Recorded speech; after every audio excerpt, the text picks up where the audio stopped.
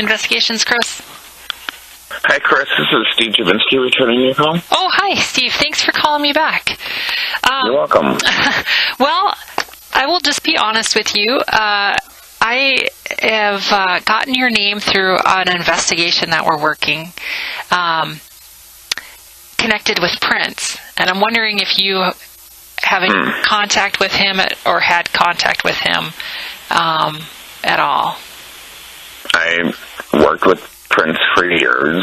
Okay. And so, yeah, I've had contact and some meetings with him over the years. Okay. Is this through the Copycats media? Are you through that Yes. kind of the music and doing the CDs and stuff? Okay. That's correct. Okay. Were you currently talking with him at all? Like up to within maybe the last 3 to 5 months? No. No. I had that. Well, I take that back. I didn't talk to him. The only contact I had with anyone from his group was probably in the last 6 months. They had called looking, to have some CDs made, which I sold that business years ago. But I was, their main contact for since 2001, and he had somebody call me asking to get some CDs made, and I told them that I was no longer in the business and I would pass their info along to the company that I sold my business to. Okay. And that's, the extent of that conversation, basically. Okay.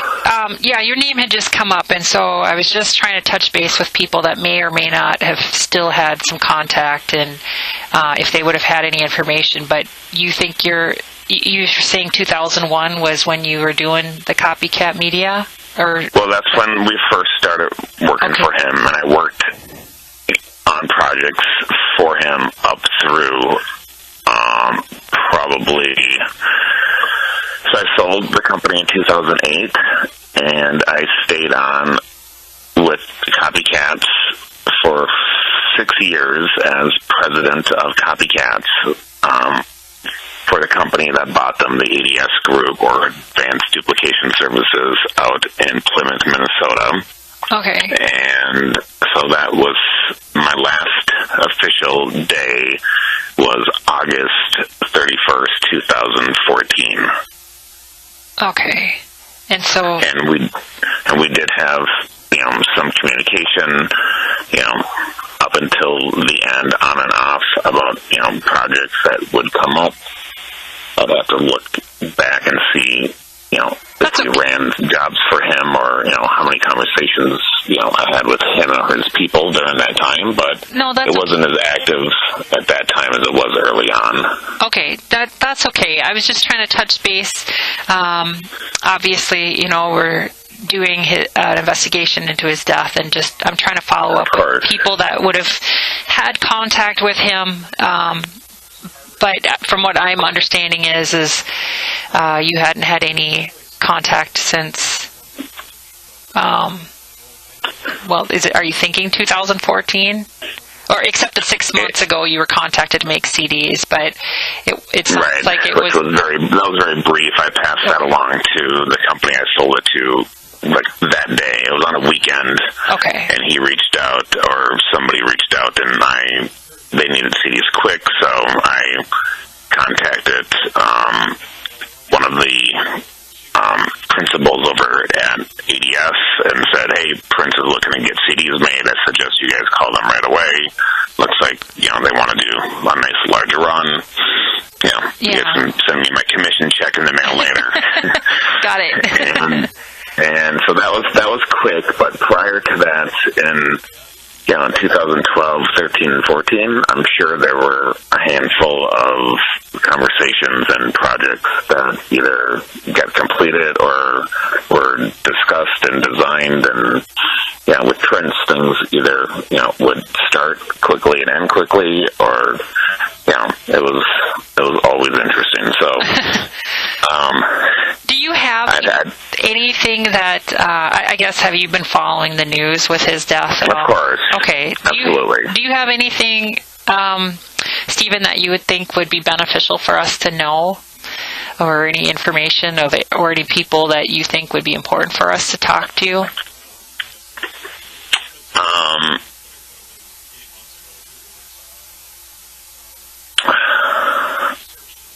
I mean, I had sit-down meetings with him, and I have to admit he was very, in personal, private, one-on-one meetings, whenever we would meet with him, we'd have to clear out the building, and none of the employees could be in the building. We'd have to do it on, after hours, on weekends, and make sure nobody was in the building, because he was obviously such a private guy, and just, didn't want other people seeing him. But he was, he had a lot of charisma, and, during those meetings, he, had lots of interesting ideas and wanted to, continue to talk about these ideas, over time. And, none of them really came to fruition, but we continued to make CDs for him. And I heard from him a handful of times. It took years before he would talk to even me, even though I made millions of CDs for him from 2001 until the first time I met him. I was always working with his people until he got comfortable enough to talk and meet directly with me. Okay. So, so you're saying he didn't seem to me that he was, on, drugs or, all the stuff that we're hearing in the news and things like that. I always got the impression from him that he was extremely, he was I believe a vegan, and I know he had all of his meals out at Paisley Park prepared by a vegan chef, and so when he got home at night, that, his meals were, there prepared for him and things like that. And so, hearing all the drug things was pretty shocking to me, so I never noticed anything like that in my meetings or discussions with him. Okay. But obviously, that wasn't the case, at least at the end. I knew he was in some sort of pain from all the touring and jumping around, and it was my understanding that he had some hip problems, but that wasn't really documented or out in the press as far as I'm aware of, but just from people in his group, I heard things like that. But and so many people came and left through that group, like his people. I worked with so many different people throughout the years. They would come and go, I think because he just kept such weird hours, and it was hard for these people to maintain that lifestyle. And so I must have met 30, 40 different people over the almost 15 years I worked with him. Okay. Is there anyone else? He to be honest, he everyone else has always said that he was. Mm-hmm. And the first time I got a call to do some quick CDs for him for a party out at Paisley Park in 2001, I had told a friend of mine who said, look, hey, he's notorious for not paying. Make sure you get paid up front. I'm like, okay, that's a good tip. I was a young company at the time, and so I just told his management that all jobs are paid in full up front, and that's how it went for 15 years. Even jobs that cost over $1 million, they paid up front, which was unheard of when working with Prince. But I think we had a mutual respect for each other, the way we at least did business. And somebody once told me that he worked with me so long because of, we never exploited our relationship and tried to make money off of working for Prince. And, he respected that. And that's why he worked with us for so long, because he didn't typically work with us for very long. and would switch up a lot, and a lot of people, from what I hear, were left unpaid. Okay. I mean, I take it you talk to, band members and things like that. Yes. We've talked to a whole array of people. So, but your name had just come up as with the copycat media making the CDs, so I didn't know if it was still current or if it wasn't. So somebody from Copycats had said that I had worked with them. Is that how that worked? Oh, no. Yeah, okay. Actually, I don't even remember where we got the tip from, but that you may have had some information.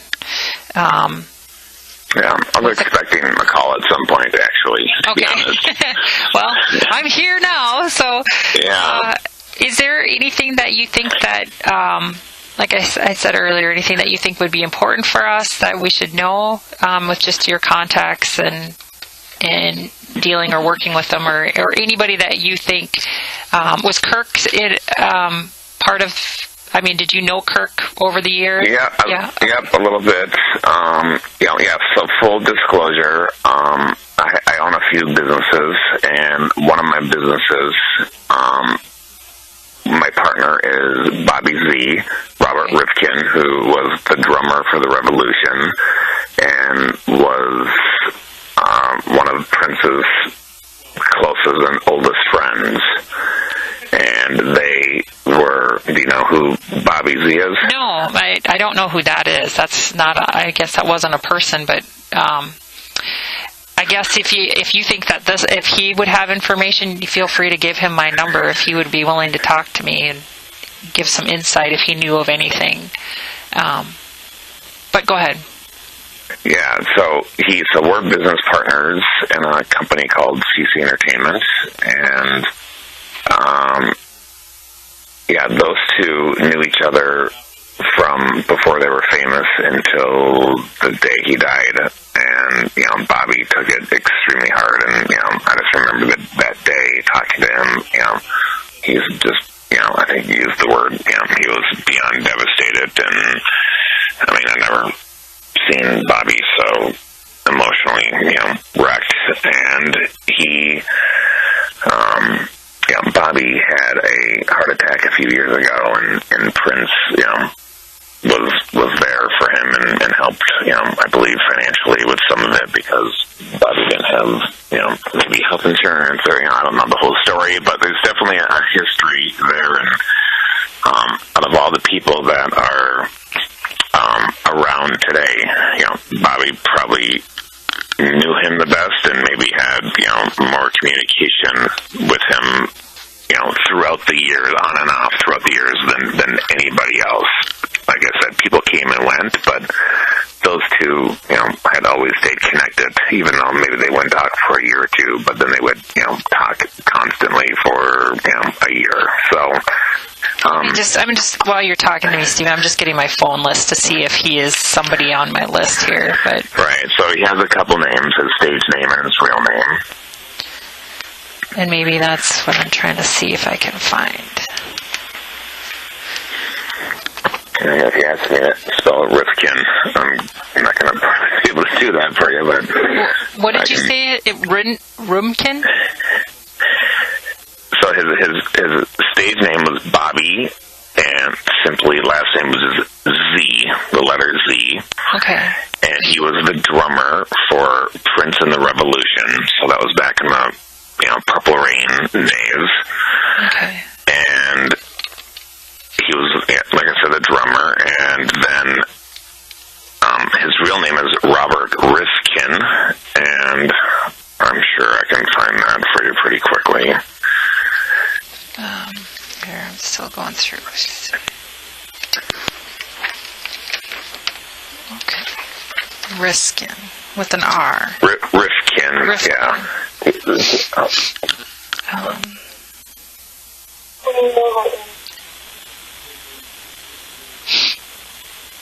Well, he's not on my list as a Rifkin, so...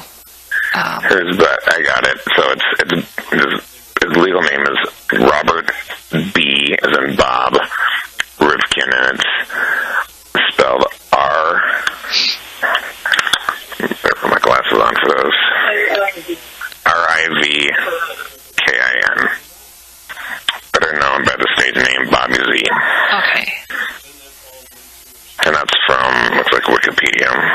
Okay. All right. I have a 3:30 conference call with Bobby today. Do you want me to pass along your info to him? Yes, because at this point, I'm just trying to see if there's anybody that have any kind of information that we should know. Obviously in the very beginning, we've talked to Taika and Kirk and, a lot of the people that were daily surrounding him. We've talked to all kinds of different people, but of course, I haven't heard of him. That's surprising, actually. Yeah, most everybody that we've talked to are the present. So, and your name came up. I think it was just through the copycat media, and then of course, we would find files and stuff when we were going through records and stuff like that too. So. Right. So, if there's anything, Stephen, that you think would be helpful, I know you said that you didn't know about anything with the drug information. You had no knowledge of any of that. That was actually quite shocking, to be honest, just because of the lifestyle that I knew him to lead, and from what I heard from other people that knew him. So that was, to be honest, shocking. I just remember that night we were watching the news, and it was like this whole TMZ report came out, and we're like, this has got to be BS. Like, this doesn't make sense. But obviously we were wrong.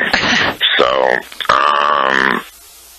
but yeah, I will talk to Bobby, and I think yeah, if he probably a good person to talk to. If he's a pretty private person, because when this happened that day alone, I can't tell you how many people reached out to me, because we're business partners. They know that Bobby and Prince were extremely close, and we got calls. I got calls from all the local radio stations and other people asking if he was willing, if they could have his number so they could do on-air interviews with him, and he declined to do, anything that day, and almost every day except for, they got the Revolution back together to do some benefit shows for Prince, which is what they've been doing. In fact, he's going to LA, I think, tonight or tomorrow to rehearse for some benefit shows they're doing for Prince with all the original Revolution members besides Prince. Okay. Okay, yeah, I had a Tony Mosley. Okay. Is he part? But that's not him. He was a member of at one point. I've got a couple different names of. Right, I think he was part of the New Power Generation. Okay. I was just trying to look it through. Tyrone McConeyhead. Have you heard of that person at all? The name sounds familiar. They all have, these stage names, so yeah. I know some of them by their real names. Okay. Because a lot of them, were customers at one point or another throughout the years at Copycats, and I made CDs for, a lot of them for side projects, when they were no longer working with Prince, but they were still all working musicians, and would, contact me to have, CDs made. And so a lot of them I knew by their legal names, some of them I knew by, their stage names, and, it's hard to remember all of them, but that does sound somewhat familiar, but I couldn't tell you from exactly what. Okay. Yeah, if he wouldn't be willing to talk, or if there's anything that any information that he would want to provide, yes, please feel free to give my number. And if there's anything that, you remember after we get off the phone, you have my number too. Yeah, of course. Absolutely. I would like to see this get resolved for all the, people that are dealing with this. Yeah. I have a feeling this is going to go on for a long time. Yeah, well, I hope that we can wrap some stuff up, but yeah, there's a lot of people to talk to, a lot of stuff to do, so... yeah, so what role are you playing in this investigation? I'm are you the lead detective. Lead investigator? Yep. Okay, great. So, yeah, and it's the Carver County Sheriff's Office that's doing it here in Chaska, so... right. Obviously, because Paisley was in our county, so... Yep. But yeah, Stephen, if there's anything that you think of, or like I said, if there's anybody that you think we should talk to that might have information, just feel free to give them my number. I will most definitely do that. And right. If you have any other questions, please feel free to call back. Okay, thanks, sir. Have a great day. All right, you're welcome. Thanks. You too. Bye-bye. Yep, bye-bye.